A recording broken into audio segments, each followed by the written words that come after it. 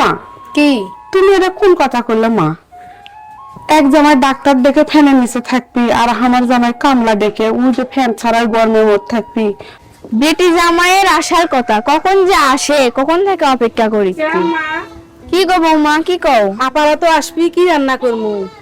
কে তুমি এতক্ষণ রান্নাই করনি? তোমার না আমি সেই সকালে কয়ে থুছি যে বেটি জামাই আসবি, ভালো মন্দ ফ্রিজের থেকে বের করে রান্না করে রাখো, তারা যেন এসে সাথে সাথে খাবার পাই।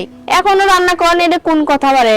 আমি কি না রান্দিবো সেটা তো আমার মাথা খেলির চাই না, ওই জন্য তোমাকে জিজ্ঞেস করে এলাম। বাড়িতে এত সময় হলে কি রান্না হয়? মাছ গোস্ত পোলাও, তুমি সেগুলোই রান্না করবা। তারপর তো আপনার কাছ থেকে শোনা লাগবে না? হ্যাঁ না, শুনছো তো, এখন যে তাড়াতাড়ি রান্না বসাও, ওর আবার চলে আসবি, বুঝো না? আসসালামু আলাইকুম আম্মা। কোথায় কোথায় চলে আসছে, আমি তোমাকে জন্য সেই সকাল থেকে অপেক্ষা করি। কেমন আছেন? আলহামদুলিল্লাহ আছি বাবা, ভালো। তোমাকে ভালো আছেন? হ্যাঁ মা, ভালো আছি। তোমাকে জন্য সেই সকাল থেকে পথে বসে আছি, তোমাকে এতক্ষণ আসার আক্কেল হলো? সংসারে কাম কাজ আছে না, এক জায়গা তো মাছ পাইতে আসতেছি বলে বসাতে ইয়ে করতে দেরি হয়ে গেল। আচ্ছা হোক, আচ্ছা যখন তাহলে আসো, বাড়ির মধ্যে আসো। আম্মা আজ মিষ্টি আনছে। এত আপনারা আসছে নিয়ে আসছে। এত কিছু আনার কি দরকার আসলো বাবা? সুপারিও আছে। পান সুপারি আনছো? আচ্ছা আমি তো তেমন পান সুপারি খাই না, কিন্তু তোমরা জামাই মানুষ, তোমাকে আবার দেখতে আসবি, তোমরা তোমার যখনই আসো আমার বাড়ি ভর্তি লোক। কত করে করলেন, এনা কিছু নেও, তুমি নিলা না? তোমার বড় বোন আসছে। হ্যাঁ দেখো না ব্যাগত কত কি, তুমি আমাক ছোট করাও। আবার দেখো তো কত কি নিচে। না হয় ও মা, কি? আচ্ছি। আসসালামু আলাইকুম। ওয়ালাইকুম সালাম। ভালো আছো তোমরা? আসসালামু আলাইকুম। ওয়ালাইকুম সালাম। ভালো আছেন? আছি আলহামদুলিল্লাহ। আছি ভাই, কেমন আছো? এই তো আলহামদুলিল্লাহ আছি। এই যে আজকে কিছুক্ষণ আগে আসলাম। তোমাদের খবর কি? তোমরা কোমায় এটি আমার বাড়ি?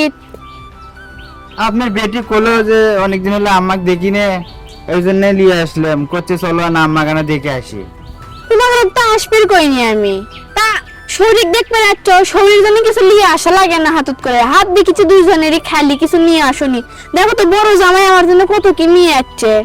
আচ্ছা মা বুঝলু, তারাও আসছে তোমরাও আসছ, কিন্তু তোমরা থাকবা কয়দিন সেটা কও তো। ও মা, ওগুলো তুমি কি কও?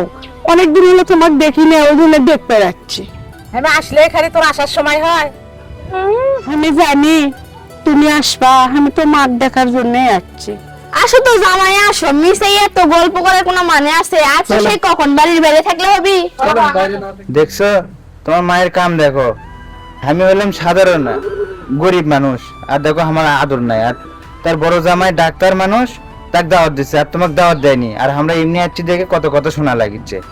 না হয় মা তো বোঝে না, এমনি ভালোবাসবে হিনি, তুমি কোনো কিছু নিও না, চলো রাগ করো না। তার টানে লাগালো ঘরের মধ্যে, আর আমার যাবারও করলো না। না হয় দূরে থেকে আসছে, আমরা কাছে, না হয় চলো, রাগ করো না।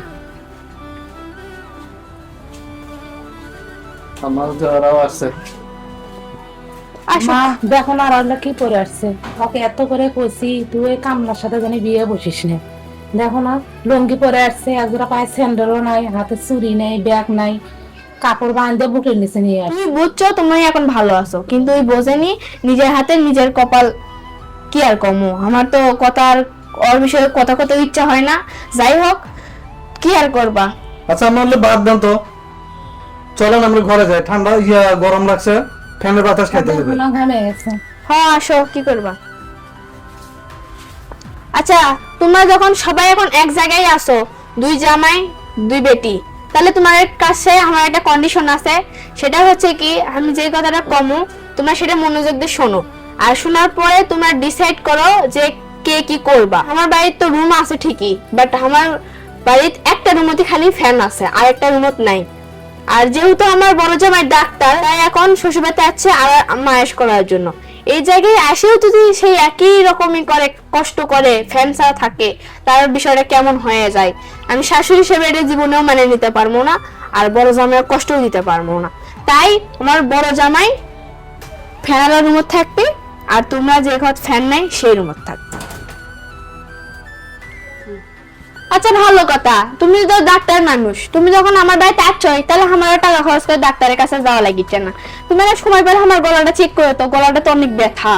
আচ্ছা আমরা আসছি এখানে, আগে শরীরটা ফ্রেশ করে নে, তারপরে সুস্থ মতো গলাটা দেখে কি খাওয়া লাগে চিকিৎসা দিয়ে দেবো না।